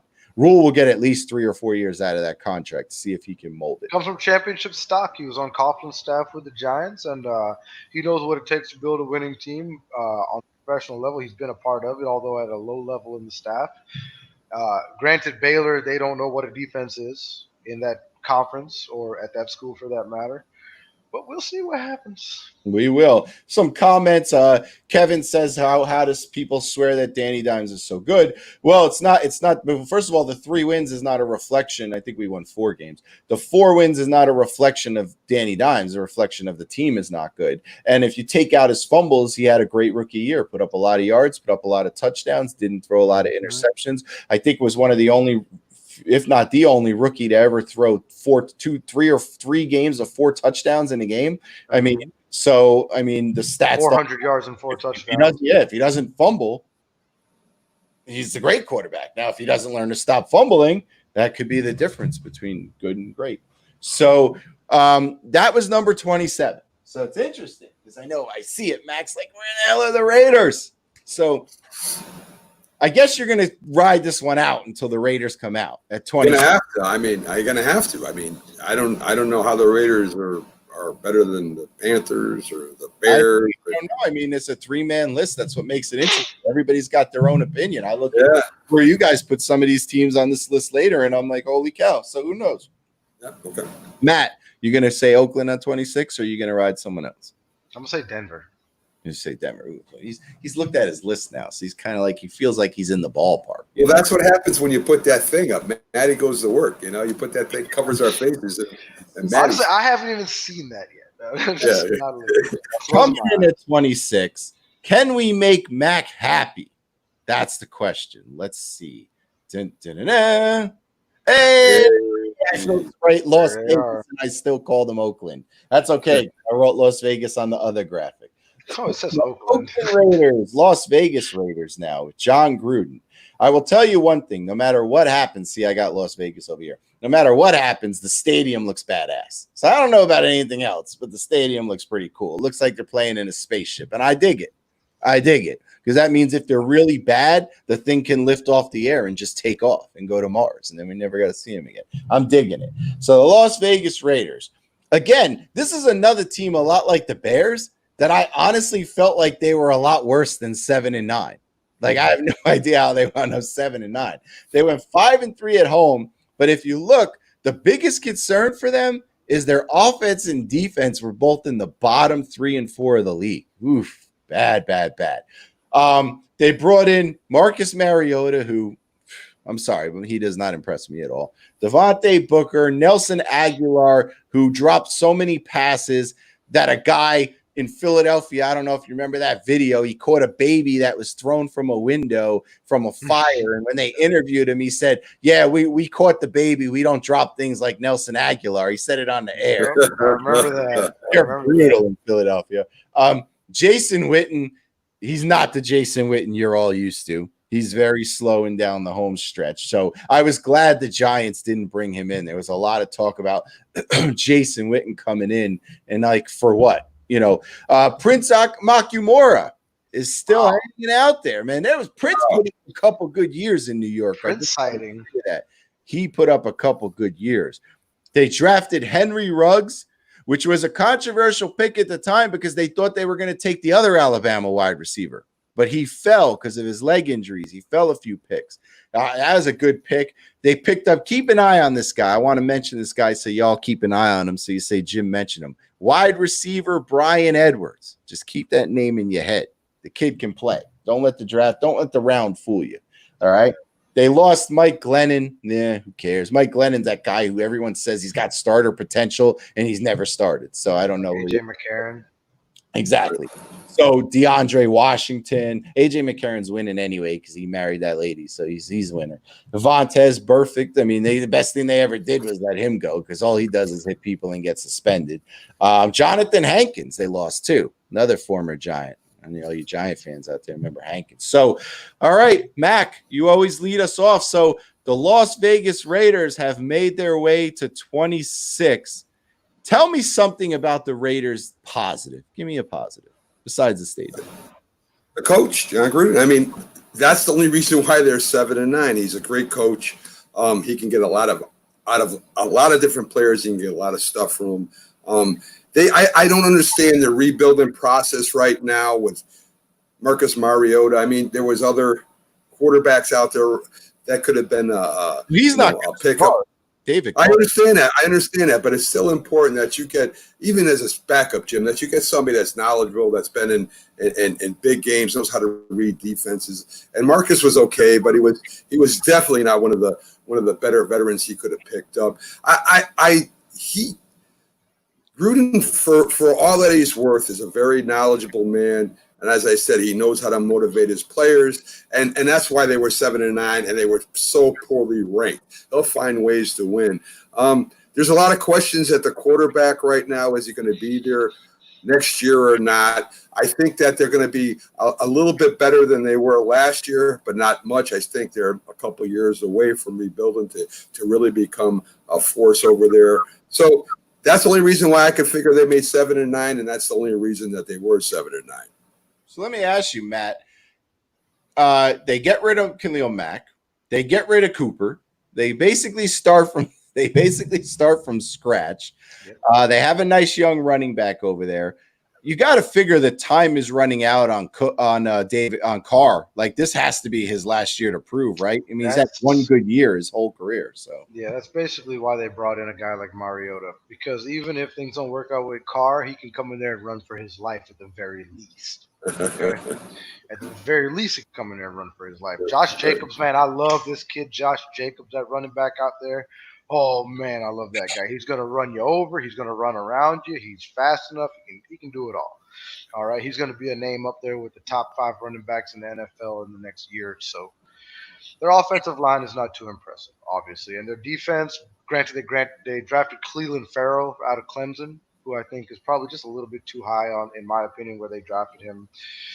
They lost to Whitehead to. We actually just spoke about him to Chicago, right? And or is that Carolina? He went to Carolina. Whitehead to Carolina. He was their leading tackler on their defense. So, and then if you look at their schedule from last year, man, they weren't in close games last year. They were getting beat to sleep by some of these teams. You know, they lost 34-3 to the Jets. They lost the following 40-9 to Kansas City, 42-21 to the Titans the week after that. Then they lost to Jacksonville. 27-16. So they weren't even in the games they lost, to say that, oh, they're right there. They're that close. They're not. They're probably going to be the 3rd or 4th worst team in that division again. And they will be a tough – they'll be a tough out. They'll be a tough out, but they're not going to be a factor in playoffs or late in the season, in my opinion. Well, according to where we ranked them, they're going to finish in last place because they're the worst AFC West team we have on our list. Personally – I don't like anything about the direction the Raiders are going in. I could have easily put them last if it wasn't for the fact that the Redskins are such a mess. I don't like Carr. I don't think he's good. I think, maybe a smidgen better than his brother was, if that. And I have a lot of respect for his brother because I thought his brother held himself well when he came here for the Giants. I don't know, Jim. Carr was almost an MVP just the season before last. Bro. No, I don't mind him. I don't like – it's just a personal opinion. I don't like Mariota at all. I don't think he's any good. I mean, Mariota lost his job to Ryan Tannehill. And I know Ryan Tannehill fits the system. But Ryan Tannehill on half the teams in the league would not be that good. So I don't like Mariota at all. I don't like the fact he got rid of Khalil Mack, who's an all-world talent. I don't like the fact he got rid of Amari Cooper. I know he got all these picks, but yeah, whatever. I just, to be honest with you, I don't like anything Gruden's done in Oakland. And the only for the future really good. Yeah, the only thing that Gruden has going for him, in my opinion, is the fact that when Gruden signed that 10-year deal, he was given a certain amount of ownership in the team, a small stake, so he's not going to get fired. If it wasn't for the small stake, he'd be out of a job in 2 years. And he should have stayed in the studio because with all due respect to Gruden, he was really good in the studio. He's amazing in the studio, making a ton of money in the studio. And now he took over a team that is so far from winning, in my opinion. They're so far away yet. I don't like anything about Oakland. I don't have a positive thing to say about them. The only thing I like about Oakland is the stadium. In my defense, the Raiders were the worst AFC West team on my list. I'm just good. Well, they were on all of ours because they finished last. The Denver Broncos team on my list. All right. Well, you can't. If one person list, we'd be here for. They should be next.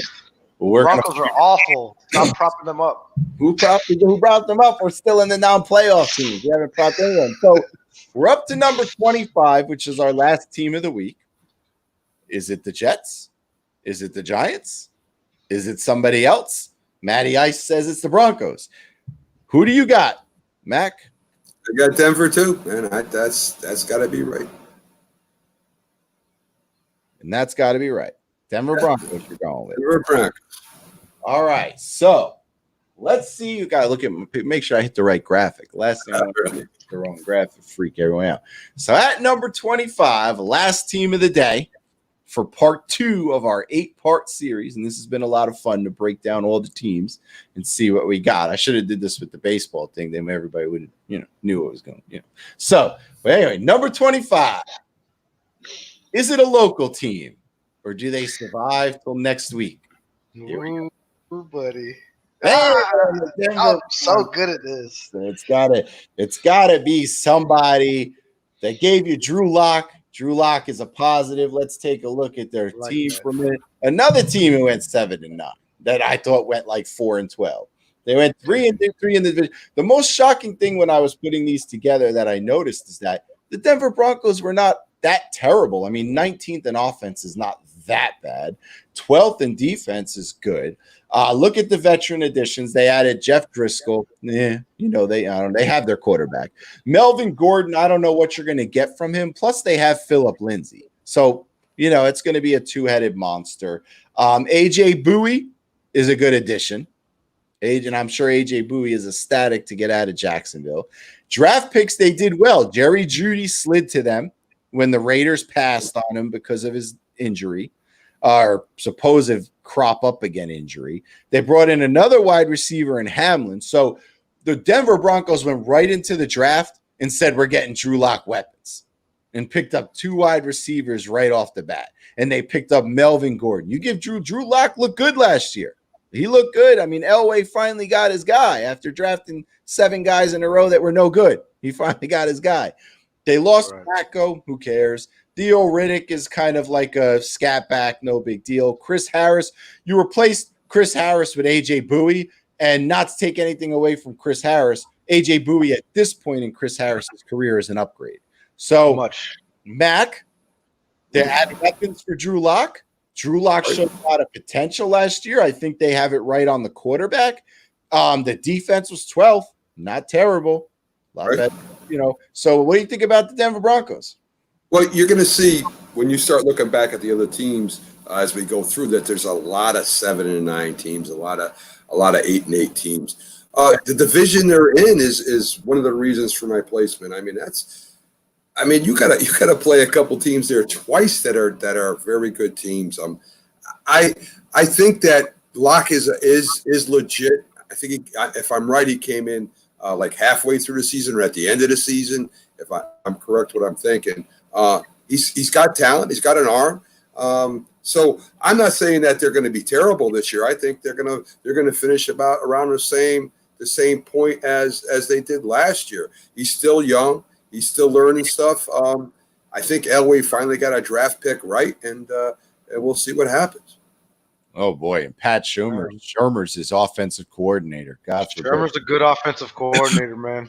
Mac, you have to like the offense they picked up for him, right? I mean, Gordon with Lindsay is a good two-headed monster. Jeudy and Hamler are some good wideouts for him, right? You got to be happy with them. And they had some solid guys there before, like with Cortland Sutton. He's a viable wide receiver. Yes. I'm not sure. Mm-hmm. So they've got some guys there that can really do it. What Locke needs, they can get open. They can stretch the field. They can run the ball. The offensive line is decent. They're not great, but they're decent. Then, of course, you look at the defense. You've got Bradley Chubb there. You've got your boy Von Miller there. As long as those guys are there, is Kareem Jackson still the safety there? I can't remember. That I don't know. Do you think this team could finish like 8-8? You think they could? No, listen. I have them ranked low on my initial. Rankings here based on 2019. Just because of the way everybody else fell, man. But I really believe if you look at Denver's schedule for 2020, man, I believe Denver can win 9-10 games and make the playoffs in that division because it's very, very favorable. They play the Jets, they play the Dolphins, they play the Raiders, they play the Chargers. The Chargers not gonna be any good. They've got to play Buffalo and they play the Raiders twice, of course. So they have a very favorable schedule. You put them 25th. I did this based on 2019. And coming into the year, they don't look like they're better than a bottom side team. But I believe with Drew Lock, I'm a big fan of that guy. Big fan of the way he plays, the way he leads the team. The team is bought in on him, and that's the most important thing. When your team is bought in on your quarterback, you can't ask for much more than that. And Shurmur is going to put him in a similar position like he had Case Keenum when the Vikings went to the NFC title game. Put him in a system that's going to work for him, run plays that's going to work for his arm strength and for his accuracy, and he can run. So they're gonna have a versatile offense and a very good defense in what I consider a mediocre division. All right, so I'm with you guys on this. Denver, could be probably is the second best team in the division. I mean, the only team above them is Kansas City. You can make an argument they're better than Las Vegas. You can make it they're definitely better than San Diego. I like what they're doing with Drew Lock. I like the pieces they're putting around him. I like Jeudy a lot. if he stays healthy. I liked Henry Ruggs too. So, either one I would have been happy with. I like Hamlet. I like Melvin Gordon going with Lindsey, which also offers Denver protection if Lindsey leaves after this year, because he's on that list of 2021 free agent running backs. So it gives him some protection. The defense will be solid as always. AJ Bowie, step up. Love AJ Bowie. They're going to be solid on defense. If the offensive line blocks and you give Drew Lock some time, I'm with Matt on this one. They could surprise somebody. They could squeeze in at 9-7 and steal that last playoff spot, and go down to Kansas City in round 1 or Baltimore or wherever they got to go. So good picks. We're down through another week. Next week will be part 3, where we will go 24-21. Will the Giants be in there? Will the Jets be in there? They're still surviving. The New York teams are still surviving the list. Let's see how this goes. They're on there. They're making it happen. Real quick on one of our many feeds that we share, so we don't see it in the comments. David, good morning to David, asked, what's your pick on the new name for the Washington team? I think when we covered this during the week, David, we were either sold on the Warriors or the Red Tails, seem to be kind of where we're leaning. I'm assuming that's coming out this week, unless the Redskins plan to report to camp just wearing red uniforms with nothing on the helmet. I don't know what the plan is. The Washington football team. That's it. Yeah. Or, I got another name for everybody out there, because I've had these great ideas for names, but the Washington Pimps might be a good name for the teams coming up. We're trying to get less offensive. Well, okay, all right. I'm not sure how it is. I don't know who would they. I know the perfect person to put on the logo on the helmet. Right. Did you ever see The Godfather in wrestling? He used to come out and all aboard the Ho train. Y'all remember that? I don't know if you can say that live on air, Jim. If you watched wrestling during the Attitude Era, this is you. Come on, no. Before The Godfather was The Godfather, and used to go out and say he used to be like pimping hoes nationwide. Before he did all that, he was in the Nation of Domination. Listen, he was. You watch with The Rock and D'Lo Brown and Farouk. Listen, I don't know though that Mark Henry and Mark. I don't know if using pimps and domination go together too well right now. That's all. I'm just telling you that this is a family show. What are you doing? There was a lot of stuff that was allowed on the USA Network that they not don't. While we're behind. I'm saying. If I let Mac watch 2 episodes of Raw from back in the Attitude Era, his life would be changed forever. Of course. Yeah. You'd be like, what the world is going on? But people know where I'm coming from. So Cody likes the Red Wolves. Justin likes the Red Tails. I like the Red Tails because I've seen Rivera. Ron Rivera said they want to kind of dedicate it to the military in a way, and that would be a perfect way to do it. The Red Tails, honor some of the greatest pilots to ever work. They were African American pilots, African American pilots who did great things for this nation and carry a great name and a great heritage. It would be a great name for the. I honestly think it would be the best Washington name. I think team, you're the military, an African American group that was their name and their call, and I think you couldn't pick a better name. That would be perfect. Especially for a guy right now that's taking water over the side like the Titanic. He needs to get this right. He can't mess this name up. If he comes out with the politicians, just throw him out of town. Just get him out of town. Just boot him. Don't even care. Just be done with him. So I guess we have some time here I just want to go over. I want to talk about this class. Now, as I said, you don't know what's going to happen with the free agency, but this class is stacked, and I'll give you a graphic. So I want you guys to have to dig deep on this one. Well, let me throw these names out here. You got Leonard Fournette, who, if I know the Jaguars, since they just like to piss all their players off, they'll tag him even though he doesn't want to be there. You got Dalvin Cook, as long as he doesn't hold out.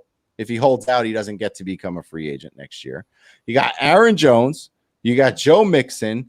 Alvin Kamara, who I think is the best on the list now that Henry's off the list, but that's him and Dalvin Cook are my favorite. Phillip Lindsay, we just talked about. Marlon Mack, Kenyon Drake, Todd Gurley, who's not the same anymore. And the notables, don't sleep on James Conner from Pittsburgh. Kareem Hunt is back. Tariq Cohen, Chris Carson, Matt Breida. This could be the best free agent class ever from all positions. I mean, look how stacked this running back class is, guys. I mean, Mac, putting you on the spot. You got, let's assume Derrick Henry's off the list because he signed. Dalvin Cook, let's say Dalvin Cook holds out and he's not a free agent. So take Henry off the list, take Cook off the list. Who's the one running back there you want the most? Well, I mean, if I'm going for an all-around back, of course it'd be Kamara. I mean, with the hands, the speed, you can line him up as a wide receiver. He's a playmaker. He keeps the offense going sometimes. If I wanted a back that I just wanted that could pound, that could get the tough yardage for me, of course I go with Fournette. So Kamara first, and then maybe Fournette second. Matt, same question. Are you taking Kamara first, Fournette second, if you can't take Cook or Henry? Man, if I can't take Cook or Henry, I don't know if I take Kamara, because from what I've seen with Kamara since Mark Ingram has left is a bit of ineffectiveness in certain situations on the field. All right, yes, super versatile. Yes, he can catch the ball. Yes, he can line up a wide receiver. Blocking in line at the blocking for the quarterback with the pass rush, he gets under there and he gets in there. He's not scared to block, and I admire that about him. He's not a big guy, but he's not afraid to get up in somebody's chest. I like him a lot, but I don't know if he would be my pick. I think Marlon Mack is one of the most underrated running backs in the NFL, in my opinion. A lot of people don't realize how good he actually was last year and all the different things he did for Indy. I think he's going to be a monster for them, especially with the quarterback situation being Phillip Rivers over there if he ends up starting for them. And if it's not Marlon Mack, I would definitely more than likely go with Joe Mixon, despite his history of off. Cleaned it up. Yeah, he's been fine. Yeah, he's cleaned it up, and he's really come around, and he's doing what he needs to do. And I think Joe Mixon, man, that guy is explosive. He can run it through the tackles. He can run outside the tackles. He can catch the ball. He can block. He can do it all.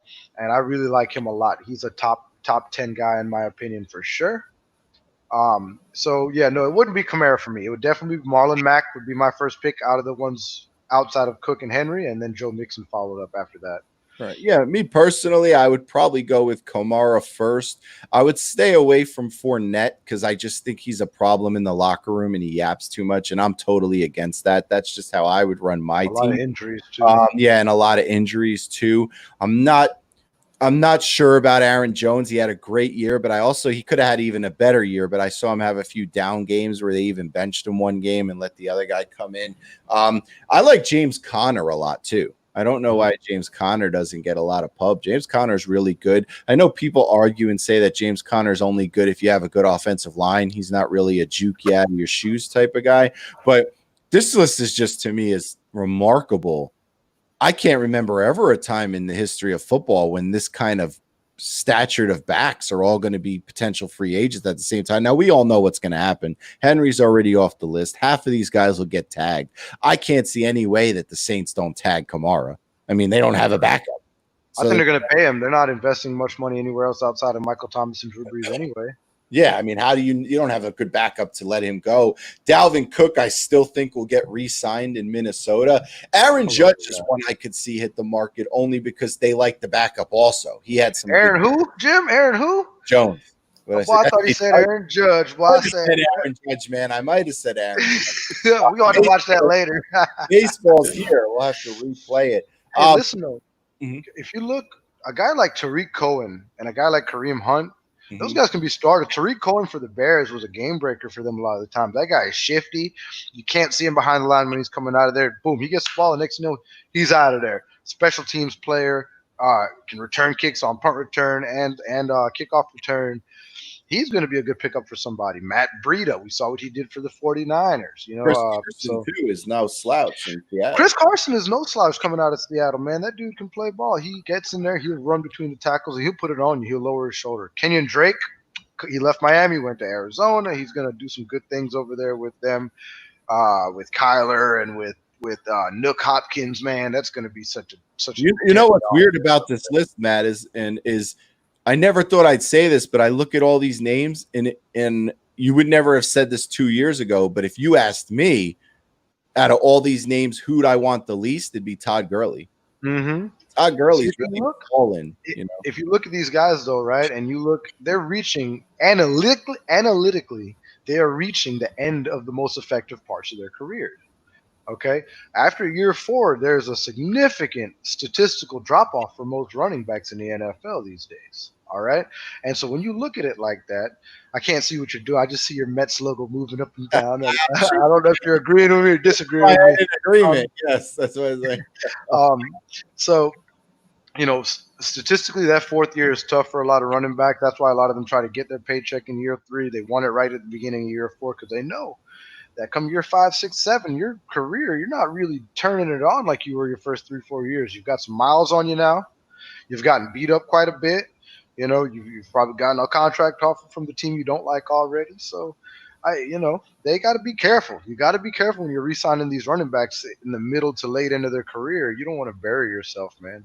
Let's hopefully we get 8 good years out of Barkley, since that's what it'll take so we could see some winning teams with him, because he's going into year 3 and they're not ready to win the Super Bowl yet. So, hopefully that happens. But good stuff today, especially on our countdown. And the countdown is planned out perfectly because it's going to go right to about when they're starting the season.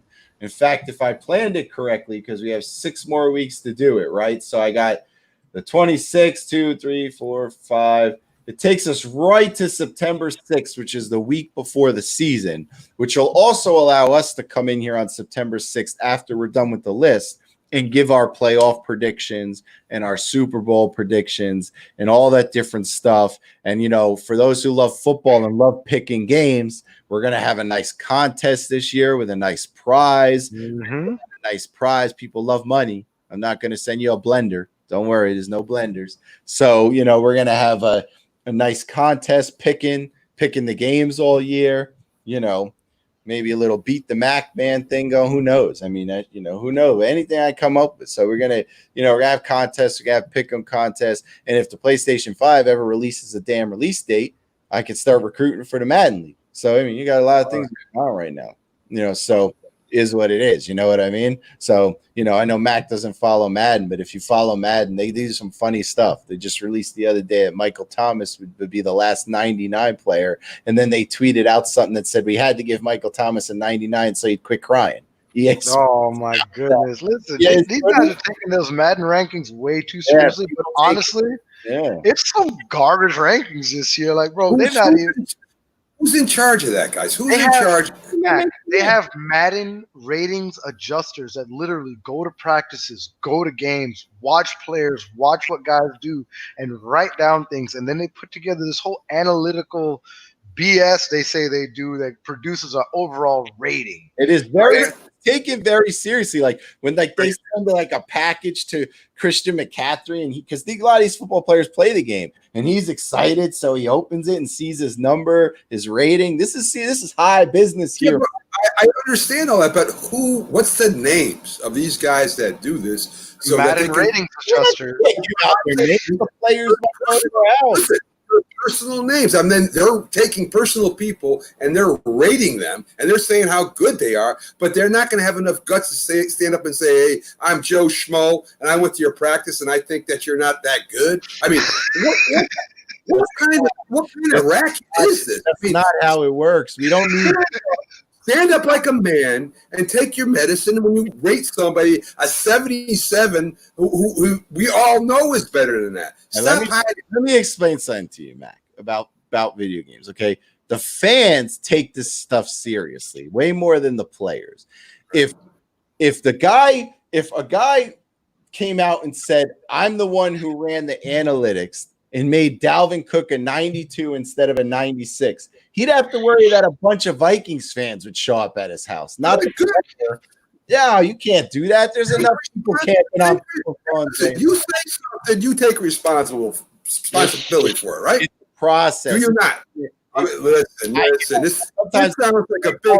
It depends. It's a big sham. I mean, you guys really take this seriously when you have a guy named Andy Butterfield from Missouri who goes over and watches the Arizona Cardinal quarterback play, and he says, well, he's good here, but he's not good there. Who the hell is this guy? Who cares what he says? It's not that simple. You got to rate his speed, his agility, his everything. It's a process, man. This is a year-long process. Matt, listen, Matt, video games is high business. You probably know what esports is. Yeah. All right. Sure. Where people play for a living and make money doing this. I understand that whole racket. Hey, Mac, if it makes you feel any better, they only ranked Saquon Barkley at 89. They didn't even give him a full 90. Right. I understand that. Don't make me feel better. I'm saying, who is this guy, Joe Black from North Carolina, who thinks he knows more than people that actually run the football league? I mean, I think this is amazing and funny to me. All right. Let me touch base on some other stuff before Mac gets mad and people fired and we don't have a game. So just keep an eye out, people. As soon as we get a release date for the PlayStation system, we'll start taking signups for Mad. All right. So hey, real quick, Jim, I didn't know this. So some of these guys are most of these guys are former players, scouts, or college scouts. There you go, Max. See, you got they're using. They send them to games, practices. They have them interview players, watch practices, and review statistics, and come up with aggregates for these statistics. Well, put your name out there. I can say I'm a former player. I have one for you. His name is let me see. Okay. Not as far, Oklahoma State, blah, blah, blah. Their names are out there, this guys. The names are there. You just got to look them up. Anthony White, one of EA Sports Madden ratings adjusters. Thank you. The game with Giants rookie Saquon Barkley. How we know. When the city comes around, if you own a house, like when the guy comes around to my condo and does the assessment for the taxes every year, he doesn't tell me his name when he raises my taxes. Yeah, but you can look it up online. So we found out one of the guys' names. I'm happy now. Okay.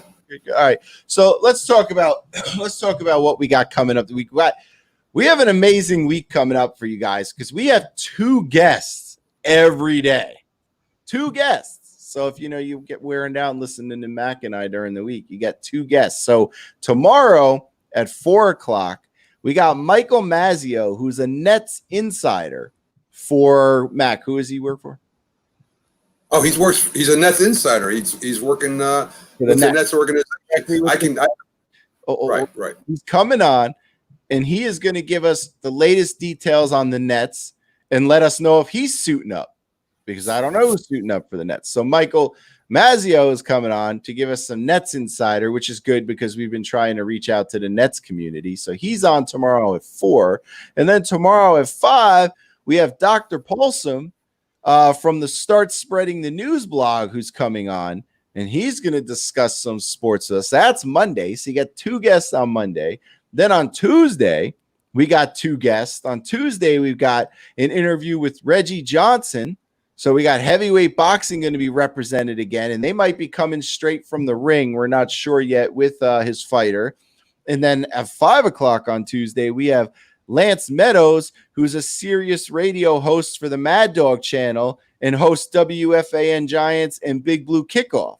So we have he's coming on Tuesday. And then if you hadn't had enough of all the guests, we got 2 guests on Wednesday. We got Steve Samarco, the Big Guy Sports personal Yankees insider, coming on, giving us the latest Yankees news and notes a day before the season kicks off. And then because, of course, we don't want to leave any team out, at 5:00, we got Rich Cottonhill coming on, who's the Mets insider, who's going to do our Mets inside reporting, hopefully permanently, if we could convince him. But he's coming on to give us all the Mets news and notes because and he might be right live. ESPN. Right live. He might be right live from the stadium, too. Right, but over the phone. But he does the Mets inside reports for the ESPN New York radio station. So he's coming on, and he'll give you all the Mets' latest news and notes that you need 2 days before they open the season. So we got 2 guests every day, Monday, Tuesday, Wednesday. So we're going to be fully stocked up with guests. Then the baseball season starts Thursday, as long as like half the league doesn't test positive for coronavirus after these 2 games are played after today, because that's what's going to happen. After today, they're going to play another practice game today. All the teams, some teams are sure. Then they're going to test everybody, and we're going to see how clean it is throwing around a baseball. And then if everyone's clean and the numbers are low, Thursday you'll be watching 7 o'clock opening night, Yankees versus the Nationals, followed by the Dodgers and the Giants, opening night. We've got people coming on all this week. We've got so many people we can't even fit anymore. We've filled up the schedule. Calendar is full. Yeah, the calendar is full for Monday, Tuesday, Wednesday. We got someone in every hour. You'll hear less and less of Mac and I, which for some could be a blessing, could be a curse. They're probably happy about it. Yeah, it all depends how you look at it. Cody likes Lance Meadows. He's excited, so tune in Tuesday because that's when he'll be here. Cody says go Nationals. I don't know if that's because he's a National fan or that's just because he's an anti-Yankee fan. I don't really know. We'll have to find out. But we got a lot of stuff coming up this week. Did you guys see Clint Frazier hit one to the upper deck wearing a mask yesterday? I did see that. I didn't really care if he wears a mask or not. Like everyone making such a big deal about the mask. Like, we want a mask. So you can't not hit a baseball just because he wears a mask. You either hit or you can't hit. I don't even care what Clint Frazier does because the Yankees don't know how to use him or appreciate him anyway. It's going to change this year. It looks like. Listen, if you guys care that much about practice games, then it really shows me how worried you are about whether you'll be good during the regular season. I'm wagging my finger at you, Mac. Listen, if they had won that game last night, Mac, it would have been a different story. I would not have said anything because it's practice. What was I going to say? Oh, congratulations to the Mets for beating up the 18th string starting pitcher you started yesterday, who I didn't even know his name until I watched the game. And the Mets, Daniel Zamora in the 9th inning, who's not even going to be on the team. I mean, I don't care what these guys do. You want to take a positive from yesterday's game? I'll give you a positive from yesterday's for a Met fan. But Betances came in and threw a 1-2-3 inning and looked healthy. So I don't got everyone out. I care about the fact that he pitched and he didn't limp afterward. So it's healthy. So there's a positive for a Met fan. I mean, the Yankees, I don't take the practice games even when spring training goes any seriously because you never know who's playing. I mean, Aaron Judge wasn't there yesterday. So, I mean, you take it as what it is. If anything, I feel bad for Clint Frazier because every time Clint Frazier hits the field, whether it's in the regular game or practice game, he hits bombs and puts up numbers, and the Yanks can't find a spot for him, and they won't trade the poor guy so he could play every day and get themselves a starting pitcher. And poor Clint Frazier is wasting prime. You started. I don't feel bad for Clint Frazier. The guy can ball, and listen.